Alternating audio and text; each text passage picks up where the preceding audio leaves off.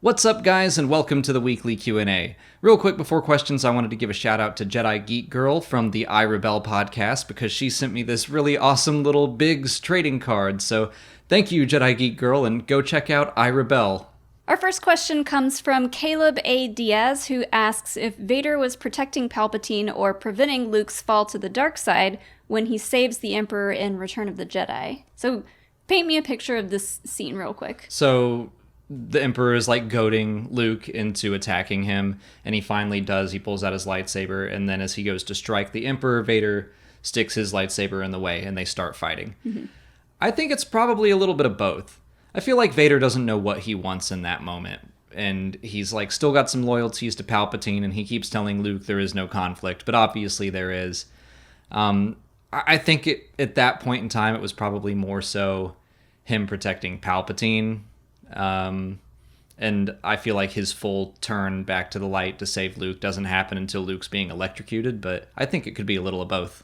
Yeah, I agree. I also think that, like, I don't know, he wanted to give Luke a better shot at fighting Palpatine. Like, that's not gonna work, kiddo. I think he would have cut his head off. I don't know. Palpatine wasn't doing anything. Well, in that case, then I think Vader stepped in because he was like, no, this is not how the Emperor goes out. He's tortured me for years. Luke isn't just going to come in here and kill him with a lightsaber. I think that's fair. That he's like, yeah, maybe it wasn't either of those. He's like, hold on a second. If anyone's killing the Emperor, it's going to be me. Yeah, I think deep down, that's what he's thinking. I like that. Dason Flores wants to know if the Old Republic movies and stories will predominantly use crossguard lightsabers, so like Kylo's lightsaber. Right, they keep saying that that's like an ancient design, and we've seen it used as an ancient design in some of the comics. Star Wars Rebels showed us one. I think that they would have to use at least some of them. I feel like it would be a mixture of both. I mean, just this past week, they showed us that new Jedi reference book that's written by Luke. And it has a little passage about the Old Republic, and it shows like a wide variety of lightsabers, crossguards, normal and double-bladed. So yeah, I imagine they would show a variety of styles and hopefully even some new styles that we've never seen before. Yeah, I think just because the crossguard is an ancient design, it doesn't mean it's the only one. Mm-hmm. But yeah, I could see it being as like part of the evolution, because I think Kylo put those vents on his blade because it was so unstable, but I guess it was kind of a happy accident that it was also like an ancient thing. So I don't know if they put those crossguards on there because they hadn't quite figured out the technology yet, and they were like, we need extra ventilation, or if they did that by design or what. I just want to see the battery packs make a comeback. Oh, the packs with the wires and stuff? I don't think they're going to do that in canon. Come on. I don't think they're going to do that. It'll be like the old phone, the old car phones. And the lightsabers are this big. Yeah. Because they hadn't figured out how to make it small yet. Yeah, They're swinging like clubs around. There's no double-bladed lightsaber. You'd get tangled up in all the wires. Resistance Chris asks if we'll get a Thrawn Trilogy for the new era, as in a set of stories following Luke, Leia, and Han on an adventure. So I don't think he means specifically a trilogy about Thrawn. Mm-hmm. I think he's more saying just, will we see the big three from the original trilogy go on more adventures together? Because we haven't had that yet, but the old Legends books, like, that's what they mostly were, especially post Return of the Jedi. It was all Han, Luke, Leia, Chewie, and Lando going off and doing stuff. Yeah. I think probably yes. I mean, that's kind of what the comics are doing right now, and what they have kind of been doing. Yeah, I guess the books just haven't. The books have been focused more on like one or two characters at a time, and usually it's not the big three. Aftermath had Han in it, and like Leia played a supporting role.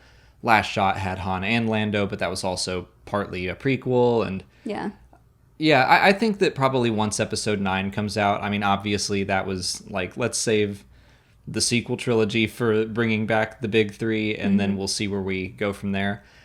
I think after that, they're going to open the floodgates, and I think we'll probably get some books, probably more comics, post Return of the Jedi, about our big three. I wasn't sure when I read this question, because I was thinking, I mean, Disney's kind of moving in the direction of all these new characters, but like comics and books, yeah, I could see more stories to be told with the big three. I mean, yeah, they have all these new characters, and I think that they're going to continue to invent new ones, but I feel like after episode 9, they're going to be like, okay, now we know where Luke and Han and Leia end up, so we can fill in those gaps now. Yeah, that's true.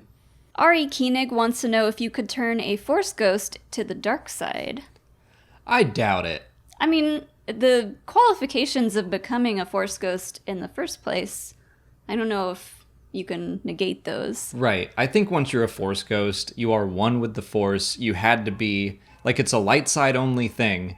So if you've gone that far, I guess, like, theoretically, I feel like maybe, because it seems like they're basically all there and they can interact with the physical world and this, that, and the other. But, you know, I just don't think it would ever happen. Yeah, I feel like if they were to turn to the dark side, they would no longer be a Force ghost. They would be something else. Immediately dissolve. Or be just a ghost. Like, they'd have to start all over from scratch and just be stuck in, like, purgatory, Force purgatory. Yeah. I could kind of see it like what you suggested, that if they turn to the dark side, it's just like, poof, they're gone. I mean, we saw some concept art in The Last Jedi art of book of a potential kind of like dark side Force ghost, but they haven't done anything with that. I don't think they're going to either, because like that was a Lucas specific thing, that it's like you can't become a Force ghost unless you are a Jedi or of the light side. So I think that idea in the Art of the Last Jedi was just someone did a drawing. I'll just throw this out there, and it's not going to go anywhere. I feel like it's more to illustrate the idea of Luke's past kind of haunting him on the island. Jordan Delgadillo asks why they stopped using the Wilhelm Scream in Star Wars. So they had it in The Force Awakens. Yes. But not in anything since then? I don't think so. I think Force Awakens was its last hurrah, and they've actually said that they've got a new Scream that they're including. Oh yeah, that's right. I have a guess. It's one you can hear in Solo when the bike stormtrooper is chasing Han and what's his face, Moloch, down Corellia, and he hits something and flips. Oh yeah. He lets out a pretty distinctive scream. Hilo just discovered the little like springy thing that stops doors. Anyway, I think that's probably the new Scream. But they stopped using the Wilhelm, I think, because it just became such a well-known joke. And I would agree that when you hear it, it kind of takes you out of the movie. Like, once you know it's a thing, you hear it and you're like, oh, there it is. Yeah, and sometimes it's in the movie more than once. Lord of the Rings, Return of the King, has it like 3 times. I remember we recently watched it and I was like, that's the 3rd time they've used the Wilhelm. So, yeah, I think that it was just a thing where it got to be distracting. So they were like, let's retire it. It's had a good run. Yeah. And like you said, a new Scream that will start popping up in movies is something to look forward to. Yeah, now we can play the game of like, ooh, what is it? What's the consistent Scream? But then they'll have to change that once it catches on, so... That's it for patron questions. If you're a patron and you didn't see your question answered here, just head over to Patreon where I left you a written response. I leave written responses for all the questions I'm asked on Patreon. If you're not a patron, you can learn more by following the link in the description. Just $1 a month will get you access to extra Star Wars Explained content like audio commentaries for the films, and we're doing audio commentaries for all the Clone Wars episodes, and this week's episode is Voyage of Temptation from the Mandalore arc, so that's available right now if you're interested. On to YouTube questions. Martin Stallard asks, if Palpatine were trained by the Jedi, would he have still gone to the dark side? So this is kind of like a nature versus nurture thing. I always like those questions, but I tend to think that nurture wins in a lot of those situations. So I think that if Palpatine were trained by the Jedi and had we don't know what his upbringing was like in the canon. In Legends, it was not great. So I think if he had a better upbringing, then, yeah, maybe he wouldn't have been crazy and power hungry, but... Yeah, I've always said that I would love to see a Palpatine book be written. I don't know who I would want to write it. maybe Claudia Gray. She can write anything. Yeah. But yeah, since we don't know canon-wise much about his past, yeah, I think if he were trained by the Jedi, there's a good chance that he would not have become Darth Sidious. At the very least, I don't think he would have taken over the galaxy. I don't think he would have been in that position. Sure. You mean he might have been like a middle of the road bad guy? Yeah, maybe he would have fallen to the dark side and become a Dark Jedi, or maybe even a Sith, whatever they call Dark Jedi now. Yeah. But I don't think he would have been as powerful. He wouldn't have reached that level of power in the Galactic Senate. Yeah. It would be kind of like a butterfly effect almost, because like if Palpatine were trained by the Jedi, like would we have the same story with Anakin and Luke and Vader and everything? All that would be different. Yeah. Do we want that story? You know, Marvel's doing that What If series, that animated thing on Disney Plus. I'd be cool with a Star Wars What If. What if Palpatine didn't become Sidious? What if he weren't even in the picture? What if Finis Valorum was the Chancellor forever? What would have happened? Probably not anything exciting. Yeah. It's more like Star Wars. Jedi Spartan 38 wants to know if the Battle of Khorasan could be in the new season of the Clone Wars. I doubt it. I think that the last episodes we know they're gonna focus on the Siege of Mandalore, and we know that Anakin can't stay because he is going to the Battle of Khorasan. Mm-hmm. I don't think they're going to spend any time showing us something that we have already seen. I think they're going to stay on Mandalore and show us what Ahsoka and Darth Maul were up to. Yeah, because that would be a lot of extra work for them to show something like that.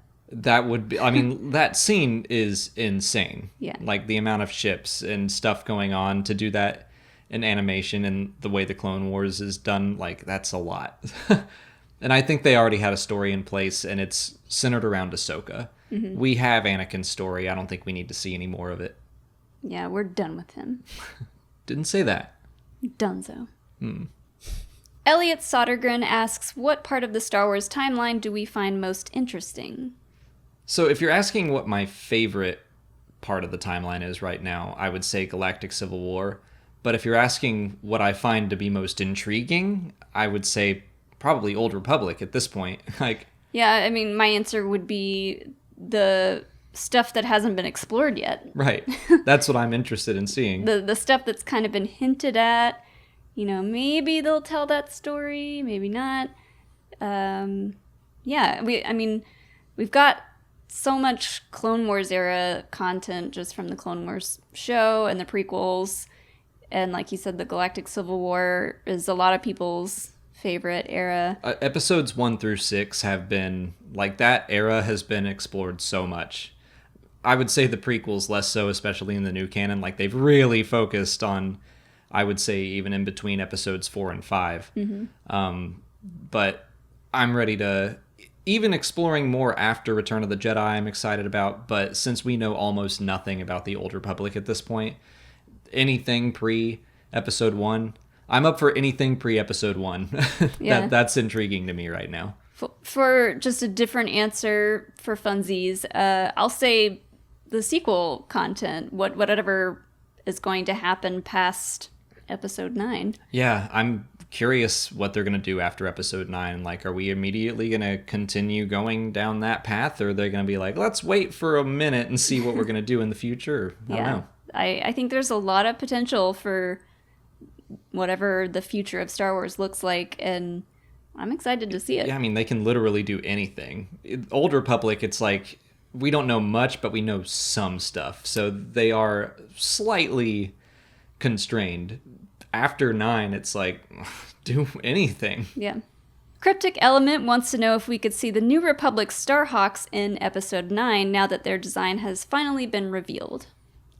I think their design being finalized, finally, is a step in the right direction, but since the Republic fleet was, like, destroyed utterly in episode 7, I'm thinking no, but then again, I didn't see any Starhawks above Hosnian Prime, so maybe they could reach back in their fleet and be like, we need some old ships. And by that point, they would be 29 years old. So, yeah, I think it's possible. I'm not expecting it. I think they probably just developed it more for the game's sake. But I would say, I don't know, 25% chance. Yeah, I don't think we'll see it in 9. I think, like, it's for the X-Wing miniatures game, right? That's where we saw the design from. Armada. Armada. I think we could see it in video games. I think we could see it in animated series, maybe Resistance. Same kind of thing. Yeah, Resistance makes more sense to me, where maybe the Resistance has some old Starhawks, some outdated tech. It's weird because, like, by the time of the sequel trilogy, Starhawks are old.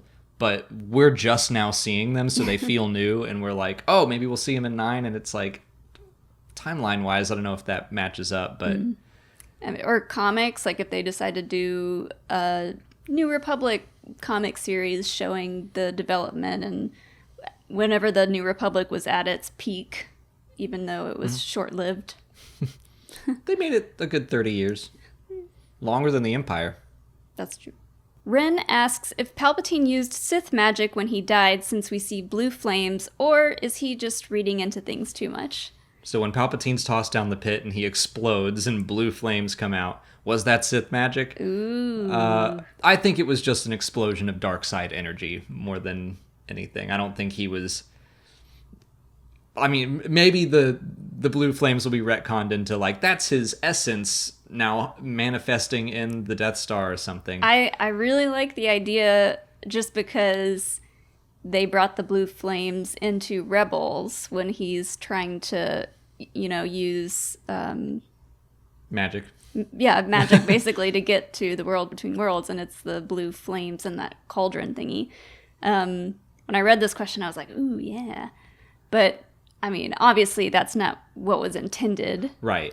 But if episode 9 comes out and it turns out he's like somehow attached magically to the Death Star remains, I could believe that he was using some magic. Sure, I'm okay with that. But I guess I'm okay with the flames being representative of his essence. I don't think he was like casting a spell as he was falling to his death. I don't think it's necessarily something he did on purpose. Yeah. But you never know. I mean, originally, yeah, I think it was just blue lightning, blue explosion. Nothing much else to it, but a girl can dream. Ren, you can dream too. That was adorable. That's all the time we have for questions today. If you want to leave a question for next week's video, just put it in the comments below or sign up for Patreon to join our weekly Q&A discussion where you will get a guaranteed response from me. If you haven't already, please like this video, subscribe to the channel. Follow us on Twitter, Instagram, and Facebook. And as always, thanks for watching, and may the Force be with you. We don't have any bloopers. Some weeks we might not. That's okay. Well, people always say they miss them. Well... We shouldn't make bloopers. I'm not saying I'm going to.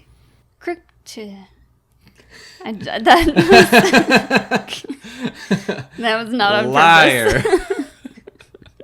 I promise.